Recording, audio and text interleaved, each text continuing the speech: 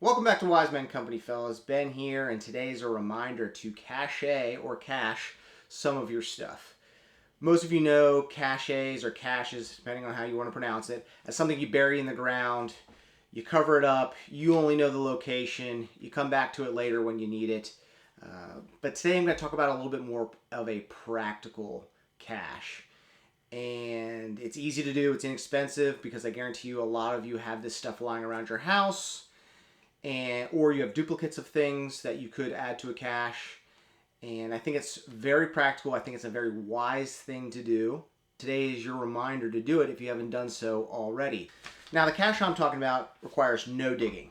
I am going to make a cache or a cache that I can stick somewhere above ground. And where is that location, you might ask? It would be a trusted friend's house, very trusted friend's house, a family member's house, who you trust, because we also have family members we can't trust.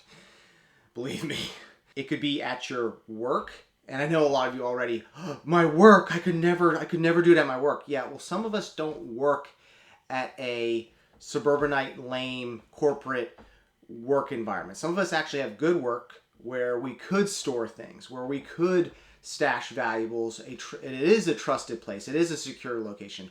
I have definitely put caches at my past places of employment for sure, and I know a lot of buddies that have as well. It's actually a pretty good location. You're there a lot of the time.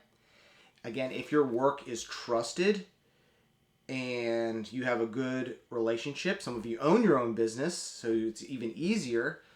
It is a great place to store things. A cache at the work is a good idea.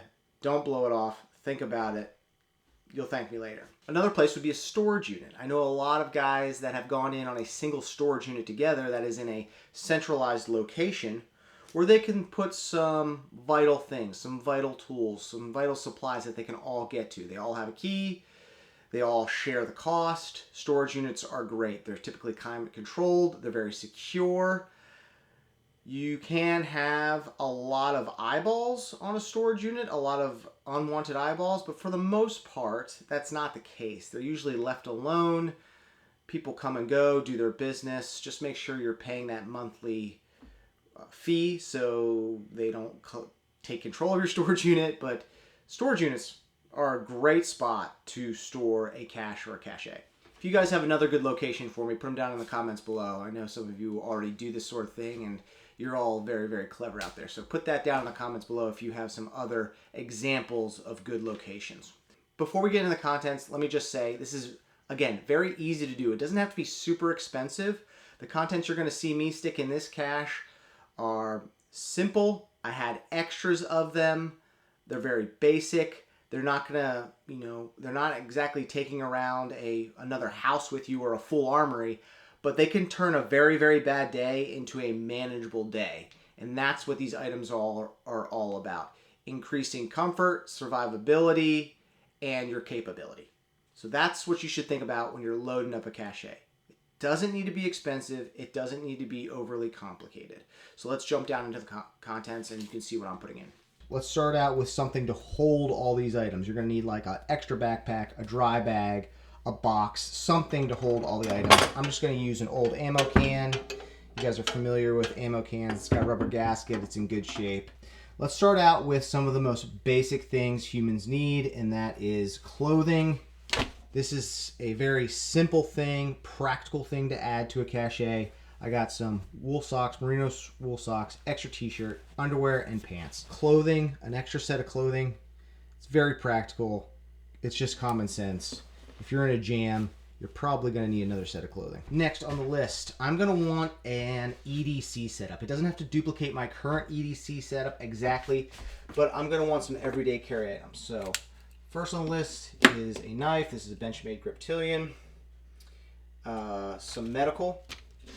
Snake staff tourniquet. These are nice and small, compact.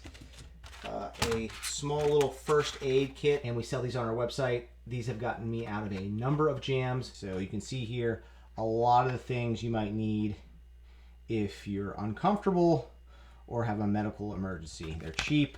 I stuff these things everywhere. Cars, backpacks, kids' backpacks, and then one's going in this cache for sure. But you can get these on our website. flashlight. This is an old Surefire I got. Some Palm pepper spray. This is going to be in a climate controlled area, so I don't have to worry about this like exploding or expanding or anything. But Palm spray, and these things are small, handy. When you need less lethal, this is the ticket right here. And then a blaster. So I'm gonna stick in this little Ruger LCP Max with 2 mags. This is an inexpensive gun. It's small, it's low profile, it's been reliable. I have a full review on this little blaster on the channel if you want to check it out. Cheap Kydex holster. Some of you will be like, wow, this is expensive. No, it's really not, because the majority of us have duplicates of things. We have extra flashlights. We have extra knives. It doesn't need to be an expensive knife. It doesn't need to be an expensive flashlight. I guarantee you got more than one handgun. This little LCP will do the job, and it's inexpensive, and it's low profile. So in actuality, it's not that expensive if you've accumulated these things over time, and I guarantee you a lot of you have extra all of this lying around. After clothing and everyday carry items, I'm going to need to stick in some sort of cash or currency. So $100, $20 bills, probably should put a little bit more than that in there, but for right now, $100 cash and some form of communication. In here, this is just a Magpul eyeglass case. It's a DACA case. I have a Baofeng radio. It's already programmed, ready to go. This keeps it nice and protected and safe. If you really want to get wild, a burner phone. Make sure you have a charger with it. Make sure you got minutes, etc. But some form of communication, key. As you can see, all of it's stuffed in there. I haven't even organized it yet, but everything fits easily. Could add more stuff if I wanted to, but I am just literally making a minimalist cache. All right, so that's the contents. As you can see, nothing crazy there, very simplistic. What is the why behind the cache or the cache? Why are we doing it? It doesn't need to be some deep-rooted paranoia. It can be as simple as, I don't want to have all my eggs in one basket. You know, we all have a home. The majority of our things, our items, our survivability is stashed at our home, our castle. But sometimes that has to be abandoned, or it is taken, or a disaster happens, and we need an alternate location, and that alternate location should be able to equip us. That's what I think. So that's why I'm coming up and reminding you guys to have a cache, to store some other items in an alternative location. That's all it is. Very simple. It doesn't have to be some like sleeper agent, paranoia sort of thing. If you never need to dip into your cache, then great. Don't. Wonderful. All right, guys.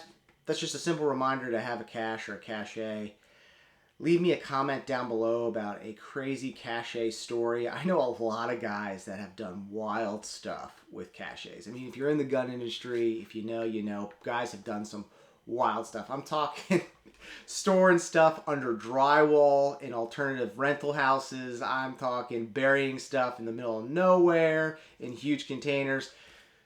You can get crazy, literally crazy, with the cache or cache concept. And I know some of you got some good stories, so jump down below, leave them if you got them. I'd be happy to read them, and I'm sure everyone else would be as well. If you want to support us, go to wisemancompany.com. That's the best way to support us. All of our support comes directly from you guys buying stuff through our web store. It's fast shipping. It's high quality goods. It's stuff you can stick in your cache. Go check it out, wisemancompany.com. We appreciate all that support. I'm Ben. We'll see you on the next video.